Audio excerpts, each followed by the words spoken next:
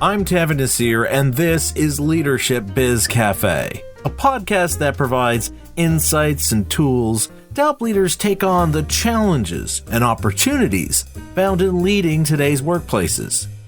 Leadership Biz Cafe is brought to you by Tavan Nasir Leadership, our leadership firm that offers keynotes and corporate workshops in both in-person and virtual settings that will help to improve the way you lead and guide your organization's growth and future successes. To find out how we can help you today with your leadership challenges and discover your untapped opportunities, visit our website at tavanasir.com. And with that, it's time for me to brew up another Leadership Espresso shot.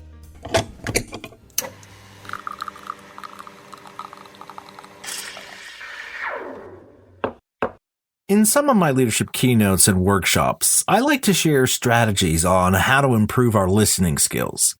One such strategy involves learning about the kinds of questions we should be asking our employees. Of course, while asking questions can help a leader gain a better understanding of current conditions both within and outside their organization, it can also prove to be a helpful tool in gaining insight from one's own experiences. For example, I remember after giving one keynote, I was asked by one of the attendees about my work journey, of how I came to do the work I do now.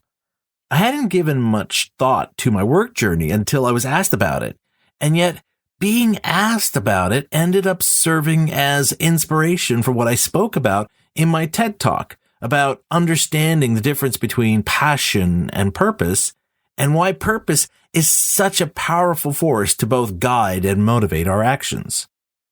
But there's another question I was asked after one of my leadership keynotes that I want to focus on here. One where I was asked to share a story of when I failed as a leader and what I learned from that experience. I want to share this personal story of mine in this Leadership Espresso shot because it illustrates an important lesson about what it really means to be a good listener, especially when you have the responsibility to lead others. In one of my first management roles, I had the responsibility of overseeing the functioning of several laboratories in a multinational biotech firm, as well as managing the cleaning staff for the company.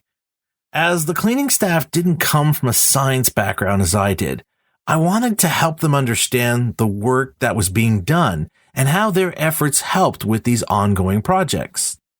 One day, one of the senior directors, who at the time was also one of my mentors, called me into his office for a quick chat.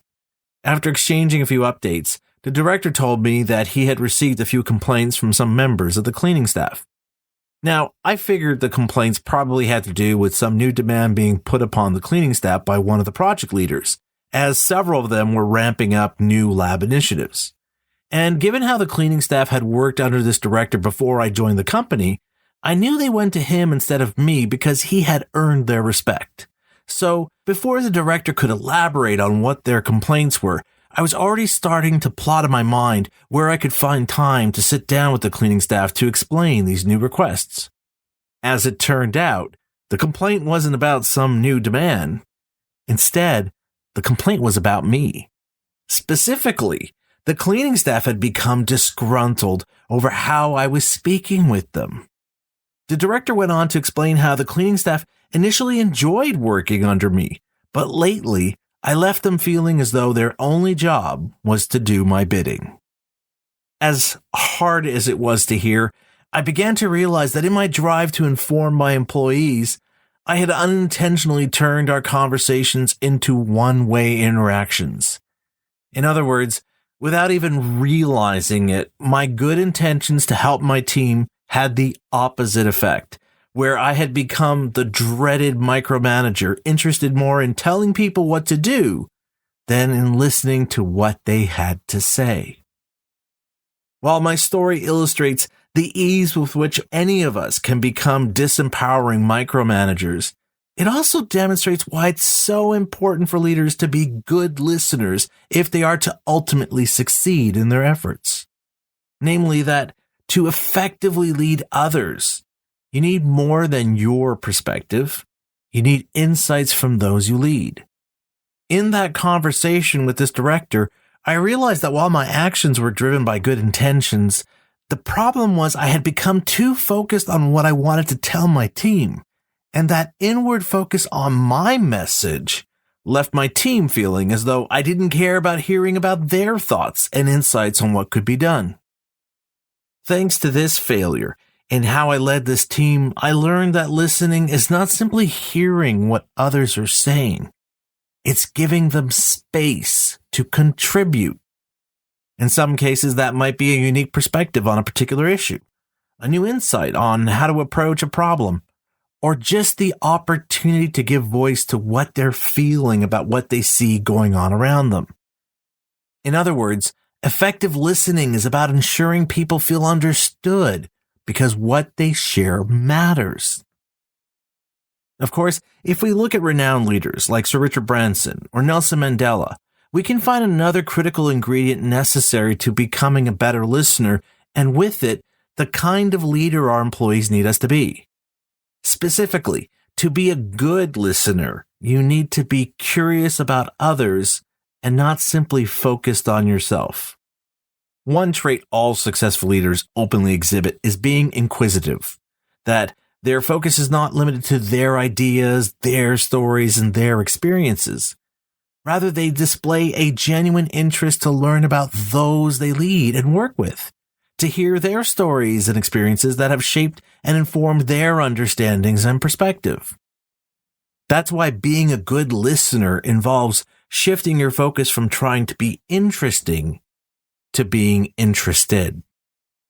Although it's been well over a decade, I still remember that conversation, and not just because it represents one of the more painful moments where I failed as a leader. Rather, the memory of that failure still resonates because of the powerful lesson it taught me, that the key to effective leadership lies in our willingness to become better listeners, something that will help us to understand the realities our employees face, as well as what they need from us to succeed and thrive under our care. So that's the story I wanted to share about one of my leadership failures and what I learned from it, which wraps up this edition of Leadership Espresso Shot.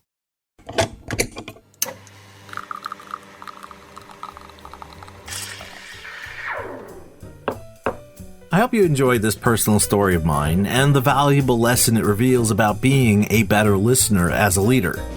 As I've told organizers I've worked with on past speaking engagements, my favorite part of giving a keynote or workshop is the questions people ask me. And I think after hearing this episode, you can appreciate why, because I find both the audience and myself learn something new in the process of discovering the answer to their query. So if this has piqued your interest in having me give a keynote or workshop for your team or organization, please do reach out to contact me about it. You can do so through my website at tavinasir.com, where you can also learn more about my speaking work and the topics I cover. Now, I've seen a number of you have been writing reviews and rating my podcast lately, and I sincerely want to thank you all for doing that. So if you've been enjoying my podcast, I'd appreciate it if you could also just take a moment here to rate my podcast and maybe also write a quick review about why you're enjoying our show. I can tell you it really means a lot to hear back from my listeners to know what they've been enjoying about my podcast. I'm Tavin Nasir, and you've been listening to Leadership Biz Cafe.